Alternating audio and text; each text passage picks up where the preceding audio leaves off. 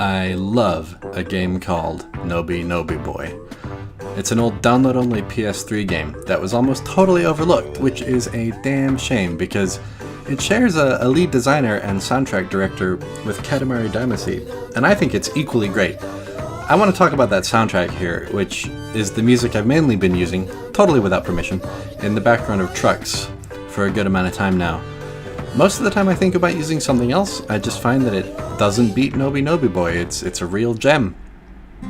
The soundtrack is mostly comprised of these solo instrumentals, and they tend to go pretty long, each sitting steadily in their particular mood for almost 10 minutes in some cases.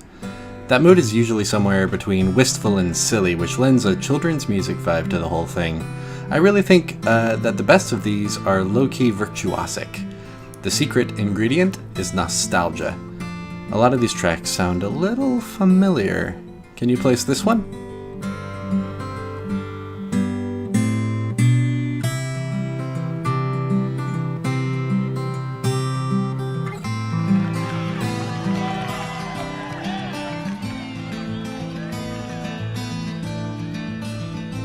Will I close my eyes? Another thing that helps create that impression of children's music is that each track is named after the instrument that plays it, which is how I know that this thing we're listening to is called a bandoneon. See, it's fun and educational, but what elevates this above just goofy jingles for babies is the apparent sincerity with which this music dips into its creator's childhood memories. Maybe not all of them, but a lot of these tracks are arrangements of tunes that these Japanese 30-somethings would have been likely to have encountered as kids, whether it's a classic guitar riff, a Bach cello suite, or like in this case, a deep cut from Namco's back catalog. This is called Libble Rabble. This seems kinda awesome.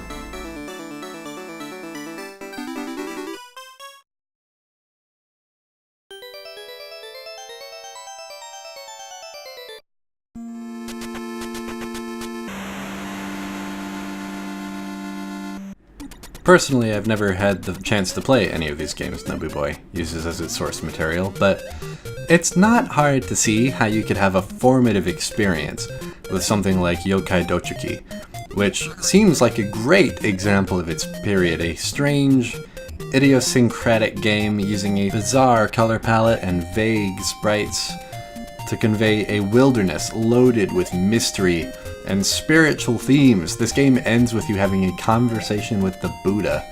As a game, Noby Boy seems interested in returning us to something about that open-minded playfulness we enjoyed when we were younger. It's a game with no immediate goal, but it's still filled with rare secrets and, until quite recently, unreachably distant destinations. When I was a kid, that's kind of what all games felt like. The tragedy of these old games, especially the ones we missed entirely, even if I can get around their age on a technical level, I mean, look at this, it's clearly beautiful, is that you can't know what it would have been like to play them as a kid when they were new.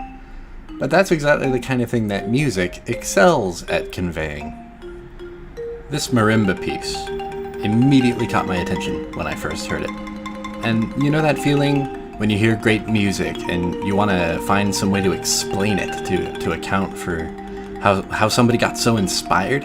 Here there's a good story to tell. This music got so earnest, so fuzzily soft, because it's a tribute to another lovely thing. And that can help us to see this game for what it might have been in somebody's impressionable little brain. This rearrangement diverges from the original slightly, like it's half remembered.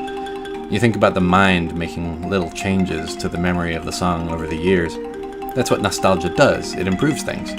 And it's a real treat whenever we get to hear the results of that process. It's not an easy thing to capture. So 3 cheers for Noby Boy, for encompassing all of that and putting it into a beautiful game. And also for making really nice background music.